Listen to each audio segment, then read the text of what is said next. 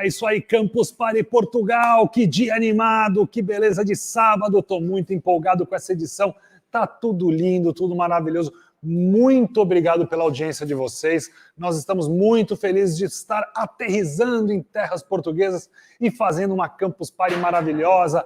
Muito obrigado a todos vocês, está uma delícia fazer esse evento aqui direto dos estúdios da Class Experience em Portugal. Muito contente com essa Campus Party Portugal. Hoje já estamos aí no terceiro round de palestras e vamos continuar avançando. A gente tem agora o Joaquim Norberto Pires, que ele é cientista e professor da Universidade de Coimbra. A gente tem também o Bruno Horta, nosso embaixador Bruno Horta, grande Bruno, que é Leading, alguma coisa que pulou aqui, Leading Executive Advisor na IDC Portugal. Temos também um debate aqui com a Ana Rúbia Torres, com a Beatriz Luz e o Daniel Carvalho, lá no palco do Green Deal. E temos também um debate no Joy of Life, que é o Moacir Avelino Alves Júnior, que é de esportes lá do Brasil, com o Ramiro Teodósio, que é o CEO de esportes da FTW. Um belo debate aqui, como fazer negócios entre Brasil e Portugal. Vai ser muito legal. Muito boa noite a todos, boa noite em Portugal e boa tarde no Brasil. Espero que esta seja uma apresentação de vosso interesse. O assunto é um assunto do momento, digamos assim. Aliás, são dois assuntos. Um assunto que tem a ver com a indústria 4.0 e depois como é que ela foi afetada com este evento mundial que é a pandemia que estamos a viver de Covid-19. Em Portugal são 19h30 e, portanto, eu estou em casa. Não estou onde queria estar a apresentar esta pequena palestra. Queria estar no laboratório, queria vos mostrar equipamentos e tal, mas pronto, não será feito assim, será feito a partir de casa. E gostava de vos, em primeiro lugar, apresentar-me. Ou seja, o meu nome é Norberto Pires, eu sou professor na Universidade de Coimbra, na área de Engenharia Mecânica, Robótica, fabrico aditivo nos últimos tempos e, portanto, a aplicação da automação nesta área recente, que é a presença de equipamentos de fabrico aditivo na indústria, usando vários tipos de materiais, não só plásticos, mas também aqui a área em que eu trabalho, portanto, impressão de materiais metálicos. Esta é uma tecnologia que apareceu, digamos assim, se tornou muito evidente na indústria 4.0.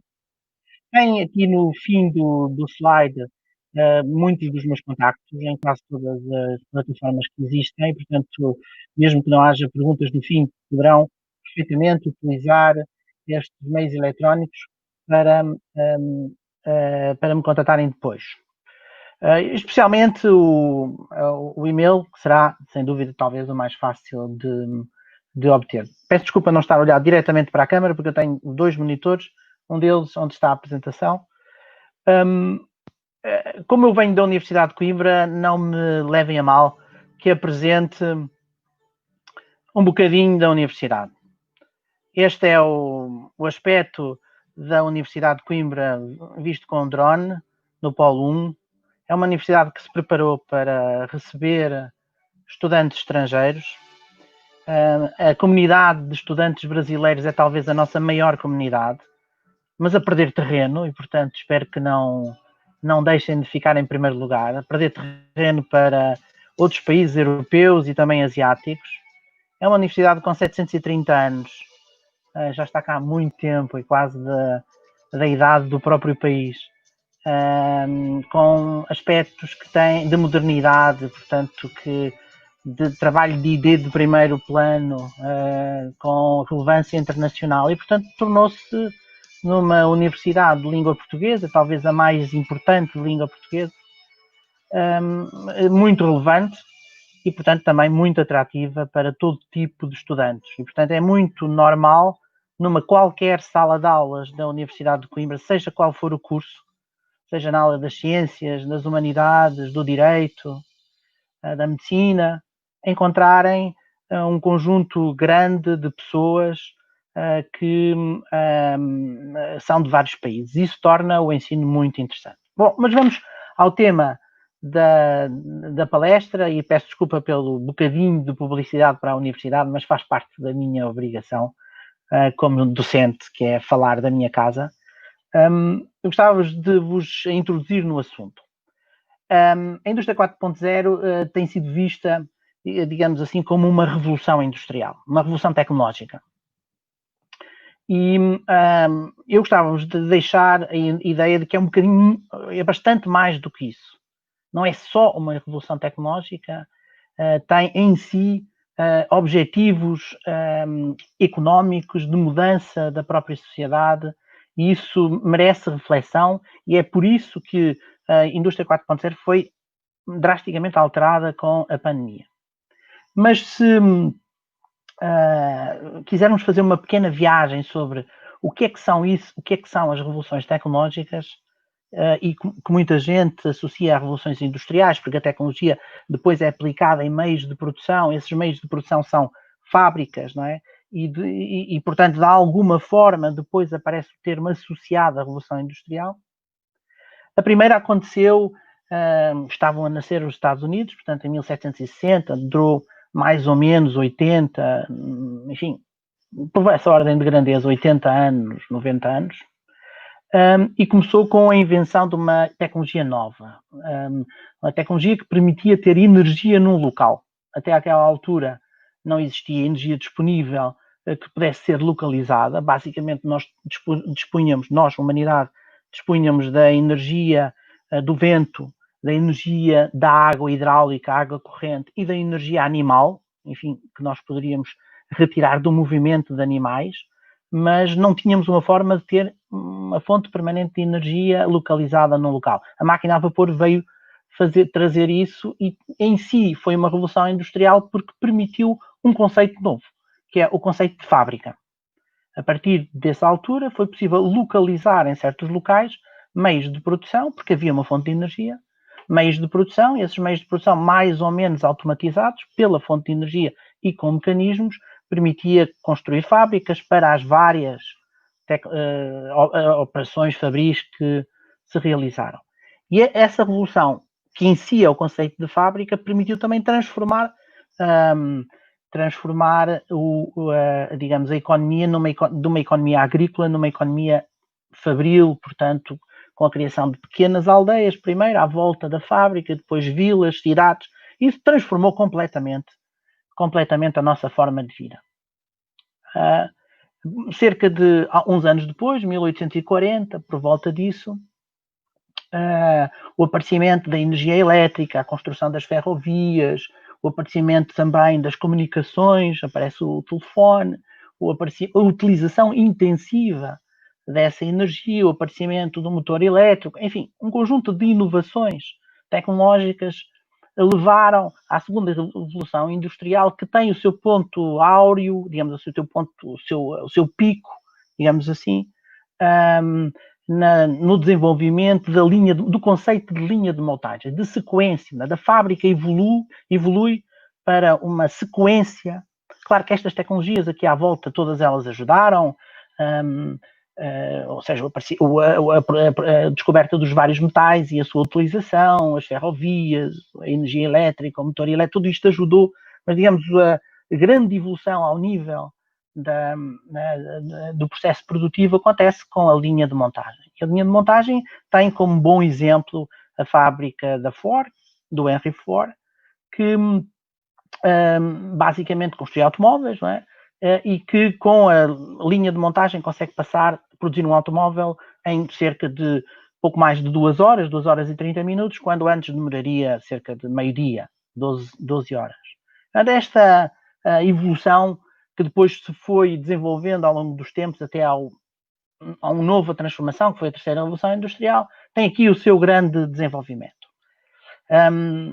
Depois, em 1947, há uma grande transformação. Foi alguém que descobriu como fazer em silício o efeito de um transistor. O transistor já existia, o efeito do transistor com as válvulas, mas colocá-la em silício e permitir a miniaturização e, portanto, a criação de computadores, de sensores, de automação, como a conhecemos hoje, provocou a terceira revolução industrial e, com isso, década de 70, já estamos próximo do nosso tempo, década de 70, década de 80, aparecem computadores, durante a década de 70, robôs, que depois se desenvolvem muito pela década de 70 e 90, e há uma nova revolução, digamos assim, na maneira como produzimos.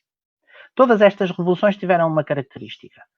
Sempre houve uma inovação tecnológica, algo que a fez disparar, e uma segunda característica é que conduziram a períodos de crescimento económico. Ou seja, o mundo estava numa altura em que o crescimento económico estava a desacelerar e a terceira revolução industrial, as várias revoluções industriais fizeram disparar o efeito, fizeram disparar o crescimento económico e, com isso, trazer saúde financeira e algum bem-estar também às populações dos vários locais do mundo. Com a descoberta do transistor, digamos assim, disparamos todas estas inovações que nós hoje conhecemos e que utilizamos diariamente e que têm a ver com sistemas computadorizados, portanto, que resultam de sistemas computadorizados. Depois há uma grande transformação por volta da década de 90, meados da década de 90. Na década de 90 acontecem duas coisas importantes. A primeira é a descoberta, digamos, o aparecimento das comunicações globais, isto é, telefones, internet. A internet é desta altura, década de 90, e com digamos, a globalização do planeta, aparece um fenómeno de globalização. Portanto, queria dizer, a globalização das comunicações, aparece o fenómeno da globalização que tem um forte impacto nas empresas e um forte impacto na forma como elas são competitivas.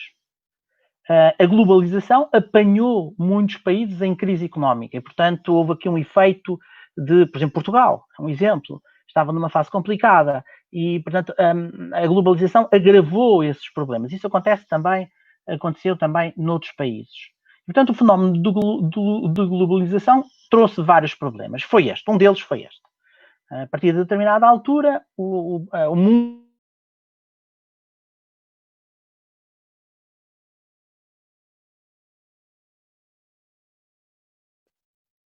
um processo de crescimento, eu acho que perdi, não sei se perdi o sinal, confirmo-me só que me estão a ser visto, não acredito que sim. Há um processo de crescimento das economias, portanto, de perda de crescimento, de taxa de crescimento das economias e que se acentuou muito a partir da década, enfim, do final do século, início do século XXI e que se foi agravando ao longo do tempo. Esse problema de crescimento, trouxe vários problemas que nós hoje vemos de forma muito evidente. Por exemplo, os problemas das migrações, é um grande problema na Europa. O problema há cerca de 2 gerações, se ter perdido a expectativa de que uma geração tinha rendimentos maiores que a geração passada. Isto é, os filhos tinham rendimentos maiores que os pais e sucessivamente maiores que os avós e tal. Há cerca de 2 gerações atrás, isso já não é tão claro e, digamos, as novas gerações já não têm uma grande expectativa de melhoria de rendimentos. Isto tudo resulta do facto de termos parado de crescer ou termos taxas de crescimento muito anémicas e que fez com que houvesse menos riqueza disponível, mais gente para distribuir essa riqueza e, portanto, esses problemas que se dão origem a tensões, conflitos, o aparecimento das nacionalidades, outra vez, quando a Europa estava numa fase de, digamos, alargamento do espaço comunitário, começam outra vez a ver os fenómenos de nacionalismo e, obviamente, traz também mais conflitos, problemas nas transações comerciais, coisas desse tipo, as migrações, portanto, pessoas de vários outros espaços económicos a tentarem entrar no espaço europeu e o espaço europeu a começar a rejeitar essas migrações porque já está em dificuldades. Tudo isto é provocado por um problema de crescimento. E esse problema de crescimento precisava de um plano. E a indústria 4.0, e esse plano, está aqui, por exemplo, um exemplo da produtividade a atingir valores que para os países mais industrializados do mundo e fazem parte do G7, por exemplo, com taxas de produtividade muito baixas, a aproximar-se de zero, em países tão significativos como os Estados Unidos, o Japão, a França, o Reino Unido, o Canadá, a Itália, conhecidos como países muito industriais, a Alemanha, claro, países muito industrializados e que vivem muito, digamos assim, da performance, da capacidade da sua indústria. E, portanto, tinha que haver um plano. A indústria 4.0 é um plano. E, portanto, ao contrário do que aconteceu com as outras revoluções industriais, a indústria, isto é, a primeira revolução industrial foi reconhecida como uma revolução observando os seus efeitos. Apareceu a máquina a vapor, uns anos depois verificou-se que houve ali um pico de crescimento industrial e que a máquina a vapor tinha provocado aquelas alterações. O mesmo aconteceu com a segunda revolução industrial. A terceira revolução industrial reconhecia-se que, digamos, é o efeito do aparecimento do transistor, portanto, a eletrónica de silício que provocou aquelas alterações todas, e o efeito de crescimento económico resultava daquilo, e, portanto, identificou-se aquele momento como sendo uma revolução industrial. A indústria 4.0 não é uma verificação histórica de um efeito, mas é um anúncio de um plano. Alguém, em 2015, digamos, a coisa é um bocado partilhada, mas o nascimento da indústria, da indústria 4.0 e o termo nasce na Alemanha, também depois partilhado nos Estados Unidos e no Japão, com outros nomes. Nos Estados Unidos chamou-se Manufacturing Challenge, no Japão, Fábrica Inteligente, enfim, mas o conceito é mais ou menos o mesmo. A verdade é que constitui um plano. Um plano para quê? Para reganhar, fazer crescer estas curvas, reganhar competitividade. Reganhar competitividade implicava uma data de alterações. Alterações têm a ver com a forma como se produz, a forma como essa produção é organizada, com muito mais recurso a dados, muito mais recurso a robótica, muito mais recurso a coisas autónomas e, portanto, inteligência artificial e, portanto, máquinas cada vez mais capazes de funcionar sozinhas, sem interface humana ou com interface humana reduzido, uma revolução muito grande na cadeia logística. O objetivo era este. A partir do plano é desenhado em 2015 até 2025, existir um investimento anual que andou a rondar os 40 bilhões de euros para que estas tecnologias se tornassem disponíveis, para haver um crescimento muito elevado da economia por volta de 2025. A Alemanha pretendia um surplus, isto é, um crescimento de 500 bilhões de euros em 2025, como resultado do investimento nestas tecnologias. Isso implicava reforçar um conjunto de tecnologias que estão aqui listadas e que, de alguma maneira, seriam o suporte dessa estratégia. Os robôs avançados, portanto, fazendo com que eles fossem mais colaborativos, mais adaptados a trabalho com pessoas, a manufatura aditiva, a integração vertical e horizontal do processo produtivo, a utilização de realidade aumentada, realidade mista, realidade virtual, o suporte de muitos dos serviços na cloud e, portanto, o que permite uma maior racionalização desses serviços, uma maior partilha, que se tornem também mais eficientes, o recurso cada vez maior a mecanismos de simulação, ferramentas de simulação, que permitissem, inclusive, simular todo o processo produtivo. Aparece aqui o conceito de Digital Twin, por exemplo, e que, de alguma forma, nos traz a capacidade, digamos assim, de simular todo o processo produtivo antes de o usar, na realidade. Generalização da internet, da comunicação, digamos assim, dentro das empresas e, como tudo isto gera muitos dados, o aparecimento de uma nova ciência, digamos assim, a ciência de dados e análise de dados. Na verdade, estas tecnologias estavam quase todas disponíveis. Talvez um pouco o esforço aqui no Big Data seja um bocadinho novo, mas tudo o resto estava mais ou menos disponível e não é, digamos assim, nada de novo. O que foi necessário foi investir para que estas tecnologias se tornassem disponíveis para uso comum nas empresas, na sociedade, na economia. Portanto, é uma outra diferença relativamente às outras revoluções. A primeira diferença é que foi pré-anunciada, portanto, não é algo que já se verificou. Nós anunciamos, estamos a fazer uma revolução, enquanto que as outras foram resultado de transformações. E, em segundo lugar, não resultam de tecnologias novas, algo, um breakthrough que foi conseguido num determinado momento, mas sim um investimento massivo, portanto, um investimento forte para que muitas tecnologias que já estavam disponíveis nos laboratórios, disponíveis nos ambientes de ID, se tornassem utilizáveis, digamos assim, se tornassem utilizáveis pela generalidade das pessoas, pelas empresas, e fosse possível oferecer serviços. Por exemplo, a VDMA, que é uma das maiores associações, ou talvez a maior associação industrial de engenharia mecânica alemã, e que está na gênese da indústria 4.0, previa isto em 2015. Isto é um vídeo de 2015, só para vos ter uma ideia do que isto aconteceu. Vou pará-lo um bocadinho aqui a meio. O investimento era na ordem de 40 bilhões de euros por ano, depois foi reforçado, isto era a proposta inicial, foi reforçado para 60 bilhões de euros a partir de 2020, a partir de 2019 e depois continuado. Pretendia 80%, digamos assim, em 2021 ter 80% da economia totalmente digitalizada e 100% em 2015, reduções muito grandes de custos. Este era um valor muito conservador, depois passou para 25%, aumento muito grande de eficiência e depois aquela, digamos, objetivo que era ter um surplus de 500 bilhões de euros por volta, isto para a economia alemã, isto por volta de 2025, portanto,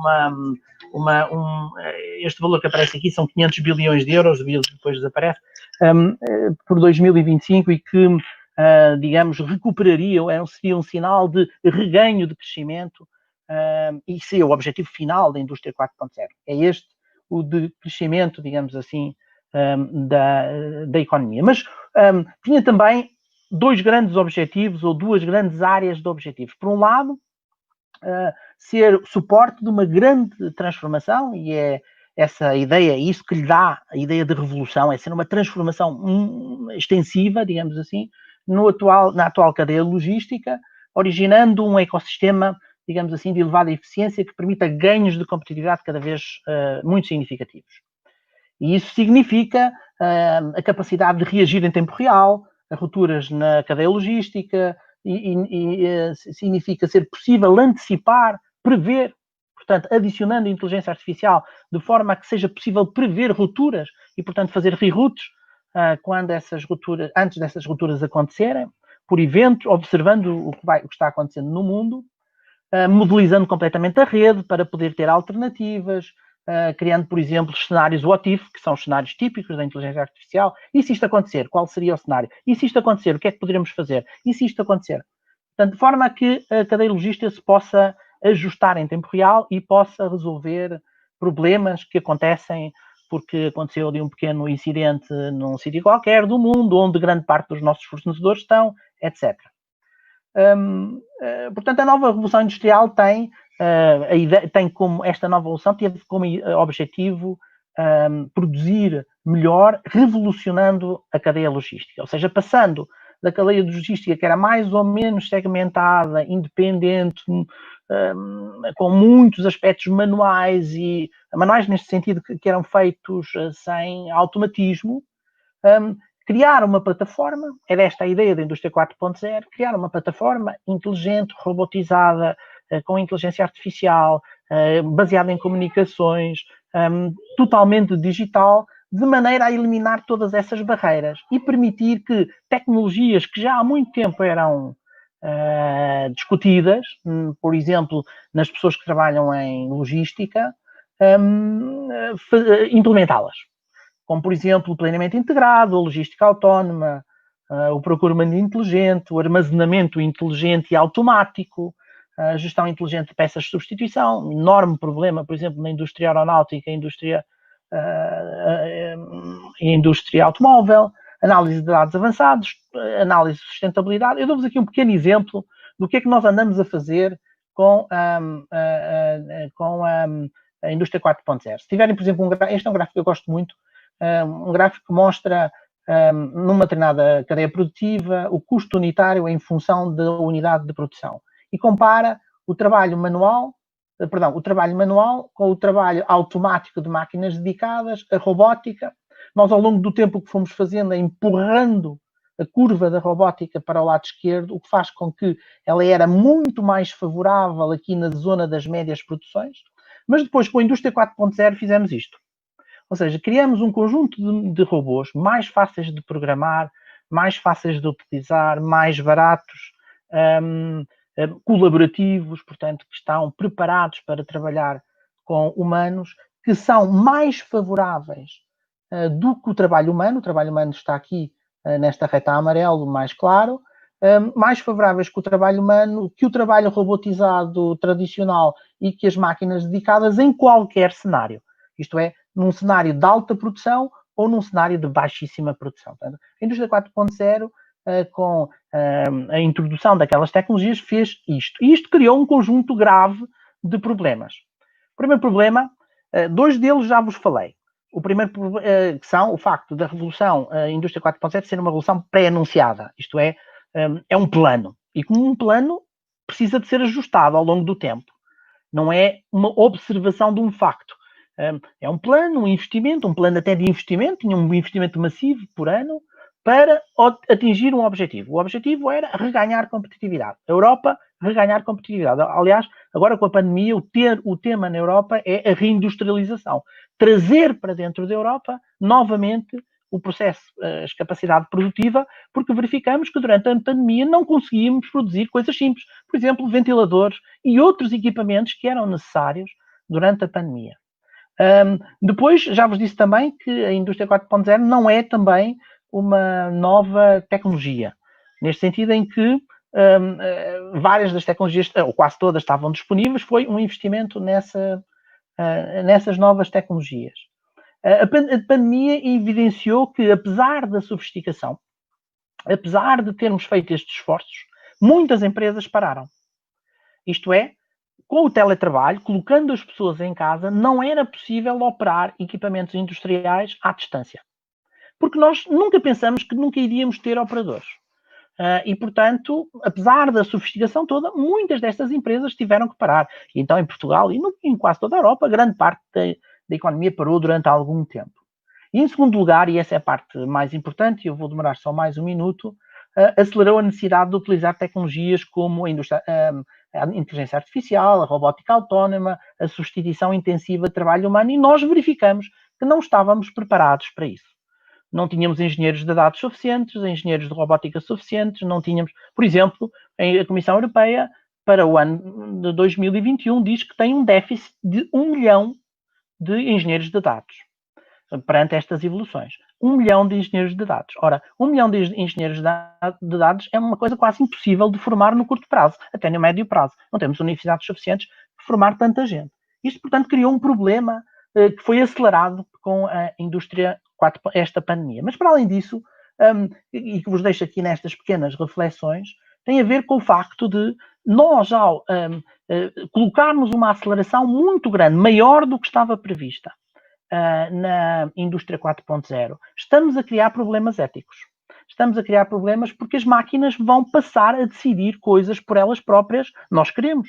Nós decidimos que isso ia acontecer. A pandemia, de alguma forma, impele a essa transformação. No entanto, mais uma vez, nós não estamos preparados. Não estamos preparados para que máquinas decidam sobre saúde. Não estamos preparados para que máquinas decidam sobre a nossa vida, sobre a forma como trabalhamos. Não estamos preparados para reconverter pessoas. Isto é, pessoas que estavam preparadas num cenário e agora precisam-se de se transformar e as pessoas não se transformam de um momento para o outro, não é?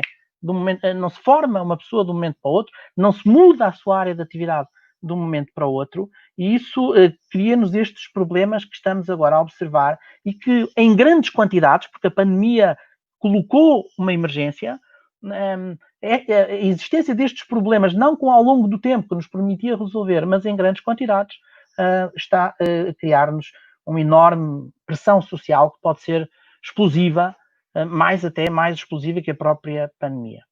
Espero que tenha sido claro. Deixo os meus contactos aqui neste slide. Peço desculpa por ter demorado mais um minuto, mas queria ter deixado uma narrativa, digamos assim, completa. Muito obrigado.